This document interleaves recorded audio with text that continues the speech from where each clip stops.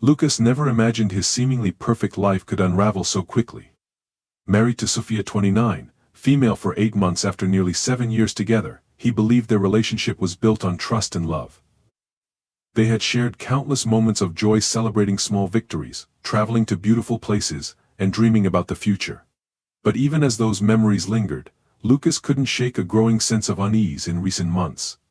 Sophia's behavior had changed, though subtly enough for him to dismiss it at first. There had been little signs, moments Lucas brushed off. Sophia had become increasingly secretive about her phone, keeping it close and tilting the screen away when he was near. She had started taking more trips, labeling them as work-related or self-care getaways. Lucas's friends would sometimes tease him about how independent Sophia had become, but he always laughed it off. He loved her independence. It was part of what had drawn him to her in the first place. Then, one evening, as they sat in their cozy living room, Sophia's phone buzzed repeatedly. She was in the kitchen, humming a tune as she prepared tea. Lucas glanced over at the phone on the couch beside him. The name Ryan appeared on the screen, accompanied by a string of heart emojis. His stomach tightened. He told himself it was nothing, probably just a message from a friend. Still, curiosity got the better of him. He unlocked her phone, a password she had freely shared months ago. What he found wasn't just a crack in their relationship, it was an abyss. The messages between Sophia and Ryan, 35, male, were intimate, filled with confessions of love and longing. She had called him her soulmate, expressed envy toward women in his life, and shared details about their emotional connection.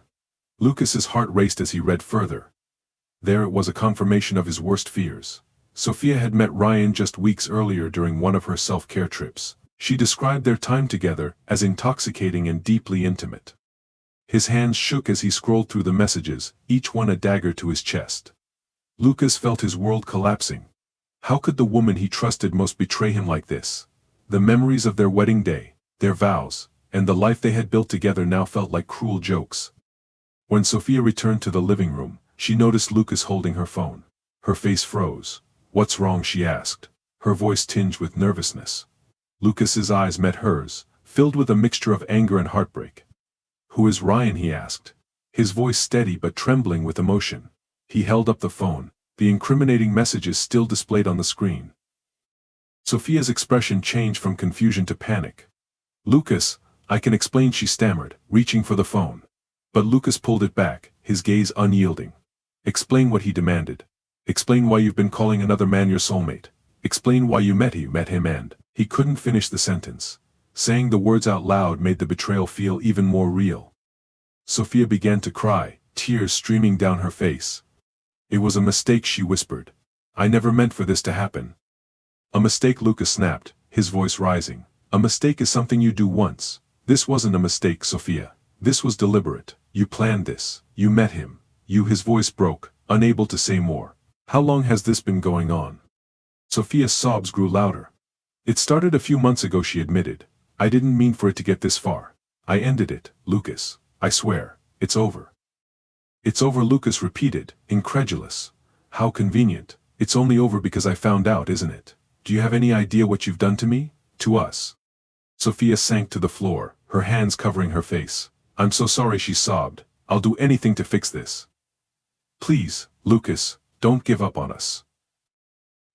Lucas stared at her, the woman he had loved and trusted more than anyone in the world.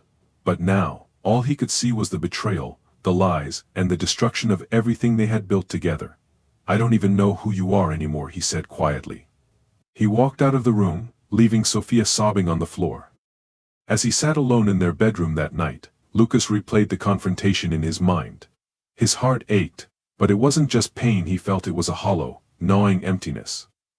The life he thought he had was gone, replaced by a reality he didn't know how to navigate. He didn't sleep that night, staring at the ceiling and wondering how he could ever move forward from this. Lucas's world felt unrecognizable in the days following the confrontation. Every moment seemed shrouded in a fog of disbelief and heartbreak. He hadn't been able to bring himself to speak to Sophia again, and she'd made no attempts to approach him either. The silence in their home was deafening. Each night, Lucas lay awake, staring at the ceiling as memories replayed in his mind. He remembered their wedding day, the way Sophia had smiled at him as they exchanged vows, the promises they made to each other about trust and commitment.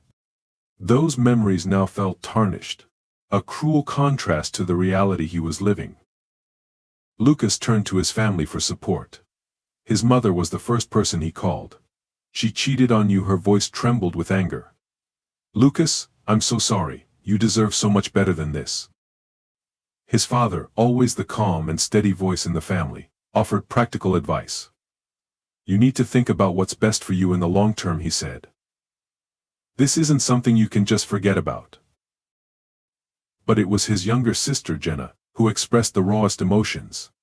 "Divorce her," she snapped when Lucas told her the story. "I don't care what excuse she has, she betrayed you, Lucas. How can you even think about staying with someone who did this to you?" Their reactions mirrored Lucas's own feelings of anger and betrayal, but they didn't make his decision any easier.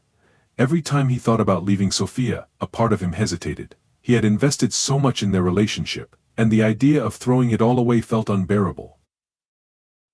Meanwhile, Sophia's actions told a different story. She had started going to therapy, something Lucas had suggested months ago for unrelated reasons. She'd also stopped drinking, a habit she had leaned on heavily during stressful times. Sophia tried to show him she was making an effort, leaving notes around the house apologizing and promising to do better. "I'm working on myself," one note read. "I hope you can see that I'm trying."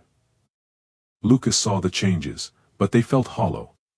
It wasn't just about her trying now, it was about the choices she had already made. Choices that had broken him in ways he wasn't sure could ever be repaired. A week after discovering the truth, Lucas realized he couldn't live in limbo any longer. The silence between him and Sophia had stretched thin, and every interaction felt like walking on glass. He needed clarity, and more importantly, he needed to reclaim control of his life. He scheduled a meeting with a lawyer. Sitting in the office, explaining his situation, felt surreal. The lawyer listened patiently, outlining Lucas's options. "Given the length of your marriage and the circumstances, annulment is a possibility," she said. "It's a clean way to end things without prolonged legal battles." Hearing the words made Lucas feel both relieved and devastated. Ending his marriage wasn't what he had envisioned, but deep down, he knew it was the right decision. When he told Sophia about his decision, her reaction was expected but still painful. She broke down, tears streaming as she begged him to reconsider. "Lucas, please," she sobbed. "I know I've hurt you, but I'm changing. Don't throw us away." Her words tugged at his heart, but they couldn't erase the pain. Lucas shook his head. "Sophia, this isn't about whether you're trying now. It's about what's already been done. I can't move past this. I've tried, but every time I look at you, all I see is the betrayal." Sophia didn't stop trying. She asked if they could at least acknowledge their anniversary. "Let me do something nice for you," she said. "Please, Lucas. Just one small chance." Her request felt absurd. How could she expect him to celebrate a union she had destroyed? He declined, leaving her sobbing in the kitchen. The weight of her pain was heavy, but Lucas knew he couldn't let it anchor him to a relationship that no longer felt real. The annulment process was straightforward but emotionally grueling. Signing the papers felt like carving out a piece of himself. But as difficult as it was, Lucas knew he had made the right choice. Staying would have meant sacrificing his peace and self-worth. Now, as he sat alone in his new apartment, Lucas felt a strange mix of sadness and relief.